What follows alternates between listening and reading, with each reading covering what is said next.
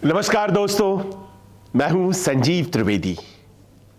हरियाणा में चुनाव है और इन चुनाव से प्रतिष्ठा जुड़ी हुई है। एक तरफ अगर कांग्रेस पार्टी की तो दूसरी तरफ भारतीय जनता पार्टी की। हरियाणा बहुत ही क्रूशियल, बहुत ही महत्वपूर्ण इसलिए है क्योंकि कई मुद्दे हरियाणा से जुड़े हुए हैं जो देश की राजनीति को भी प्रभावित कर रहे हैं। लिहाजा हरियाणा में कौन जीतता है वो एक जनमत संग्रह की तरह देखा जाएगा। सवाल इसीलिए क्योंकि किसान आंदोलन का गढ़ रहा है हरियाणा, और हरियाणा और पंजाब अगर कहें तो इन दोनों ने जिस तरह से किसान आंदोलन को अपने आप में बड़ा होते आकार लेते देखा है, उसकी बानगी पूरे देश ने पिछले कई साल 3 से 4 साल देखे और उसके बाद अभी भी ये पूरी तरह खत्म नहीं हुआ है। शंभू बॉर्डर पर अभी भी किसान बैठे हुए हैं और ऐसे में चुनाव की घोषणा, जाहिर है कि एक बड़ा वर्ग किसानों का जो नाराज है भारतीय जनता पार्टी से, वो अपने मतों का प्रयोग करेगा।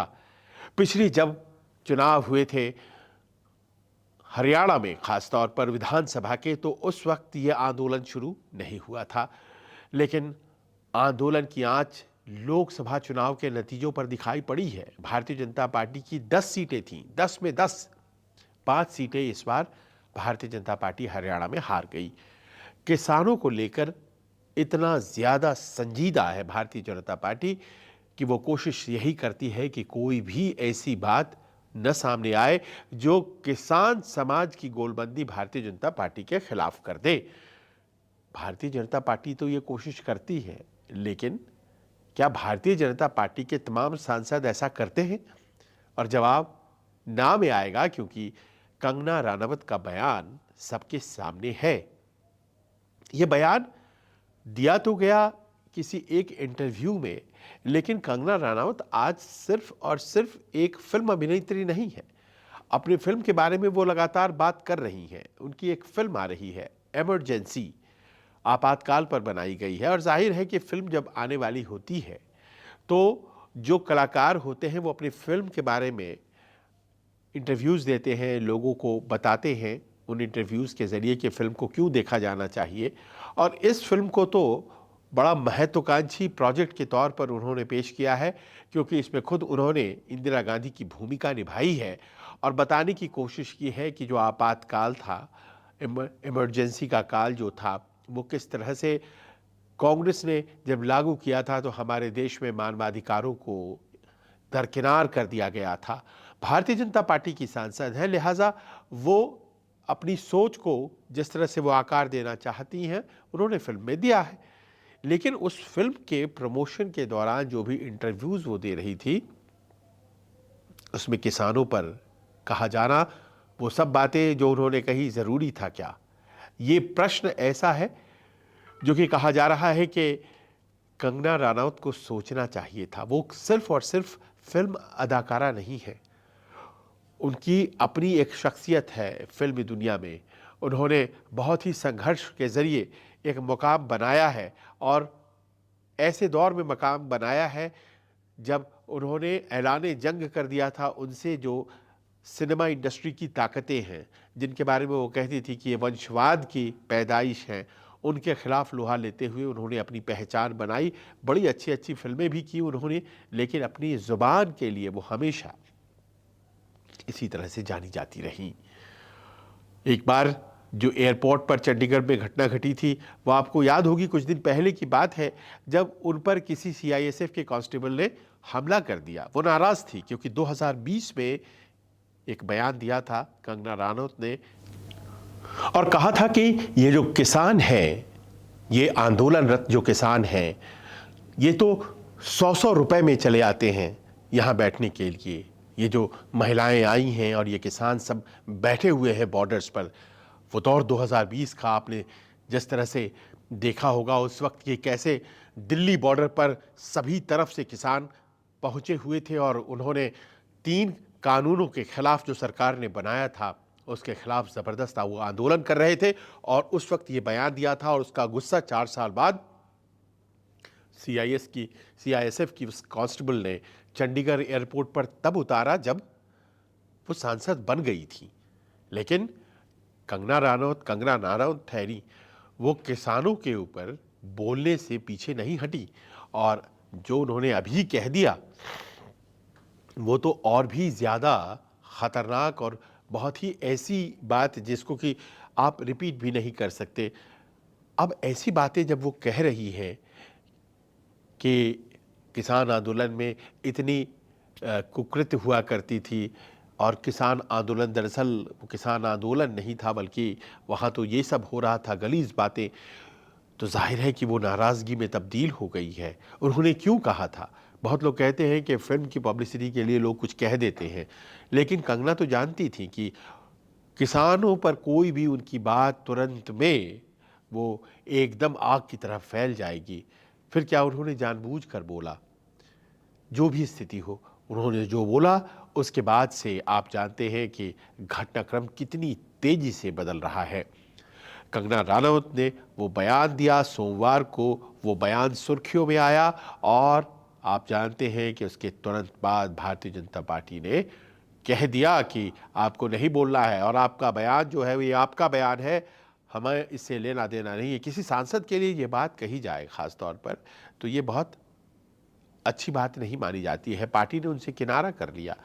लेकिन इस चुनावी मौसम में मौके का इंतजार था। कांग्रेस पार्टी ने कहा सिर्फ अपने आप को अलग कर लेना कंगना के बयान से ये काफी नहीं होगा, आपको उन्हें निकालना पड़ेगा पार्टी से।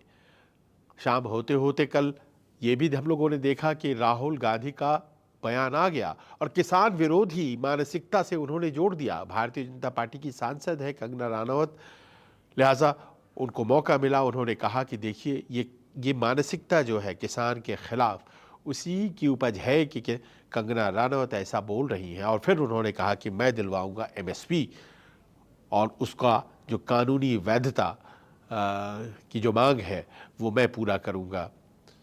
संयुक्त किसान मोर्चा ने भी माफ़ी की मांग की है। और इतना ही नहीं, तमाम जो संगठन हैं वो किसानों के कह रहे हैं कि माफ़ी मांगा जाए। कुछ लोग वैसे ही कुछ कुछ बातें कह दे रहे हैं कि हम उनके ऊपर हमला करेंगे। कुछ इस तरह की बातें भी सामने आ गई हैं कि उनकी सुरक्षा को लेकर के लोग थोड़े से चिंतित हो गए हैं।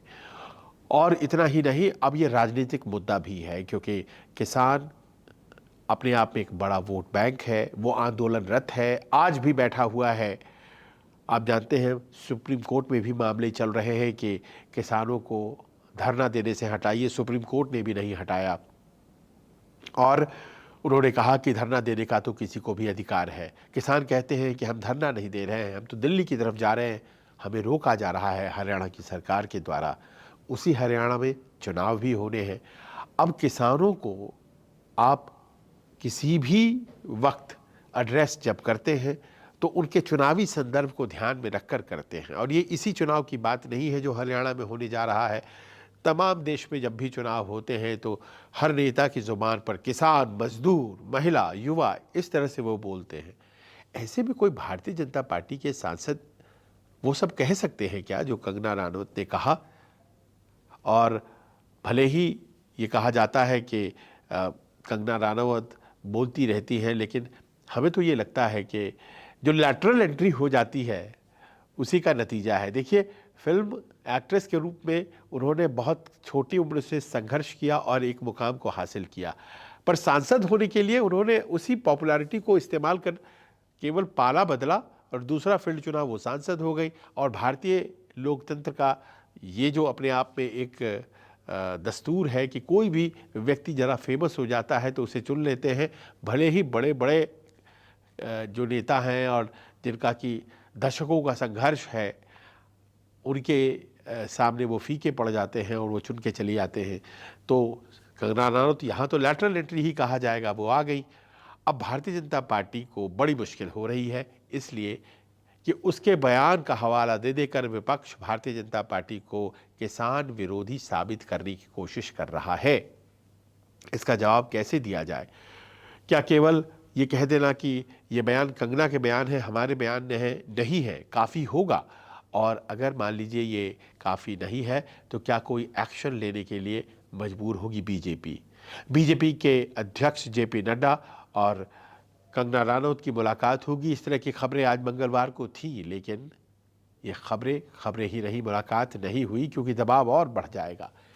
इसी बीच एक नई दिक्कत भी आ गई है सामने और कंगना रनौत को इससे जूझना बहुत आसान नहीं लगेगा, और वो ये है कि सिख समुदाय ने भी नोटिस लिया है उस फिल्म का जिस फिल्म के प्रमोशन के दौरान कंगना रनौत ने इंटरव्यू दिया और ये बातें कह दी किसानों के खिलाफ। तो किसान वर्ग, कमेला वर्ग नाराज़ है और हरियाणा में चुनाव है तो भारतीय जनता पार्टी के लिए मुश्किलों का सबब। वहीं दूसरी तरफ सिख समुदाय को लगता है कि उनकी जो फिल्म इमरजेंसी है, उस फिल्म का एक हिस्सा वो जो ऑपरेशन ब्लू स्टार और जो पंजाब में उस दौर की जो स्थिति थी उन सब को कैप्चर भी करता है। और कुछ ऐसे बयान दिए गए हैं जो कि खालिस्तान के आसपास के हैं, और सिख समुदाय का मानना है कि कभी भी खालिस्तान की मांग नहीं की गई थी। जो लोग उस वक्त सक्रिय थे उस आंदोलन में उनके द्वारा, तो कैसे इन्होंने दिखा दिया, और अगर ये ऐसा दिखाया है तो फिर ये बहुत गलत है। सिख समुदाय की तरफ से कहा गया है कि फिल्म के उस हिस्से को डिलीट किया जाए। ये भी मांग की गई है कि भाई खालिस्तान वाली बात हटाइए, फिल्म में ये आप गलत हिस्ट्री पेश कर रही हैं, आप इसे हटाइए और हटा करके आप ये करिए तय कि ये हिस्सा जाए नहीं फिल्म में, और अगर ये जाता है तो फिर हम आंदोलन करेंगे, फिल्म को कहीं भी हम चलने नहीं देंगे, पूरे देश में हम रिलीज़ नहीं होने देंगे। 14 सितंबर तारीख निश्चित हो गई है रिलीज़ की, और ऐसे में ये बयान भी आ रहा है सामने। एसजीपीसी शिरोमणि गुरुद्वारा प्रबंधक कमेटी जो आप जानते हैं बहुत बड़ी बॉडी है सिखों की, उन्होंने कहा है कि कंगना रनौत इस बात का संज्ञान ले, नोटिस भी सर्व कर दिया है वहाँ से और कहा है कि आप इस हिस्से को हटाइए और माफ़ी मांगिए वरना हम फिल्म रिलीज़ नहीं होने देंगे। अब इस तरह की स्थिति की कल्पना शायद कंगना रनौत ने नहीं की होगी, और शायद फिल्म को पॉपुलैरिटी जितनी मिलनी थी कहीं उससे ज़्यादा बड़ा ये फिल्म के आसपास का बवाल हो गया है। एक तरफ किसान समुदाय, दूसरी तरफ सिख समुदाय, और ये उत्तर भारत में इन दोनों समुदायों का अपना पकड़, अपना दबदबा, और ऐसे में क्या कंगना रनौत भारतीय जनता पार्टी के समर्थन के बगैर पार पा पाएंगी? देखिए, वो एक बड़े दल की सांसद हैं, इस बार 240 सांसदों में से एक हैं, अपनी सीट बड़ी मजबूती से जीत कर आई है। वो आसान सीट नहीं थी, मंडी, जहाँ से आप जानते हैं विक्रमादित्य सिंह को उन्होंने हराया जो कि वीरभद्र सिंह के लड़के हैं।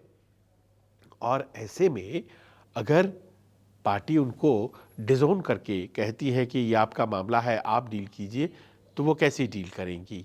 क्या उनके लिए आसान होगा? क्या फिल्म अगर रिलीज़ नहीं करा पाती हैं तो उनको आर्थिक नुकसान होगा, क्योंकि इस फिल्म को उन्होंने खुद ही बनाया है, खुद ही एक्ट किया है। और जिस मंशा से फिल्म बनाई गई थी कि कांग्रेस के इमरजेंसी को जो उन्होंने लागू किया था उस बारे में देश को बताया जाए कि कैसा वो दुर्दांत काल था, क्योंकि हमेशा लोग बोलते रहते हैं आपातकाल, लेकिन उसके बारे में तो कोई जानता नहीं है। तो उस दौर की स्थिति को सामने रखने की कोशिश की गई थी। मंशा थी कि अपनी फिल्म भी चले और जो सियासत है भारतीय जनता पार्टी का उसको भी लाभ हो, लेकिन इस तरह से तो नहीं हुआ। वो बहुत अच्छी अदाकारा हैं और वो जो तस्वीरें आई हैं उसमें साफ वो इंदिरा गांधी के तर्ज पर जो एक्टिंग कर रही हैं उसमें ट्रेलर्स में तो बड़ा अच्छा लग रहा है, लेकिन अब वो फिल्म ट्रेलर ही रह जाएगी या रिलीज़ हो जाएगी, इस पर ही संशय हो गया है। दूसरी तरफ भारतीय जनता पार्टी के भीतर खाने इस बात का तनाव है कि किसानों के खिलाफ बोलने से क्या किसानों को और ज़्यादा गोलबंद कर देंगी कंगना अपने बयानों में इस तरह से कन्विंसिंग लॉजिक लेकर के आती हैं कि वो साबित करने लगती हैं जो गलत है या सही है जैसे बिल्कुल वो सही ही है, और लोगों को इस बात की बड़ी नाराज़गी है उनके बयानों की वजह से, और उनके जो अपने सोच थे उसकी वजह से फिल्म इंडस्ट्री में वो एक किनारे हो गई, और फिर उन्होंने अपने आप को राजनीति के प्रति मोड़ा, और राजनीति में देखिए कि वो कैसे अपनी पहचान बनाने में सफल हो गई। फिल्मों में भी जो एस्टैब्लिश्ड लोग हैं फिल्म इंडस्ट्री के, उनके खिलाफ वो बहुत लड़ा करती थी और कहती थी कि ये जो नेपोटिज़म यानी कि वंशवाद वाले लोग हैं, इन्होंने कब्ज़ा कर रखा है और उनके खिलाफ वो खड़ी हैं। उन्होंने अच्छी फिल्में की हैं, उन्होंने कुछ फिल्में जो बहुत से लोग जानते हैं उनका, जैसे तनु वेड्स मनु या क्वीन या मणिकर्णिका जो उन्होंने रानी लक्ष्मीबाई पर किया, ये अच्छी फिल्में कही जा सकती हैं। लेकिन अदाकारा बेहतर राजनीतिज्ञ भी हो सकता है। इस प्रश्न पर अपने आप में एक ऐसा सवाल खड़ा कर दिया है कंगना रनौत ने, जिससे पार पाना न उसके लिए आसान हो रहा है, न कंगना रनौत के लिए आसान हो रहा है, न उनकी पार्टी भारतीय जनता पार्टी के लिए।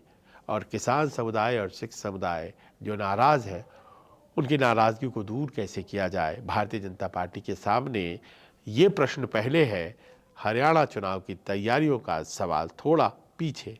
और सवाल केवल हरियाणा चुनाव ही क्यों है, जम्मू रीजन में भी सिख समुदाय के बहुत से लोग हैं, वहाँ भी नाराज़गी है, किसान भी वहाँ हैं और उनकी भी अपनी आस्था है किसान आंदोलन के साथ।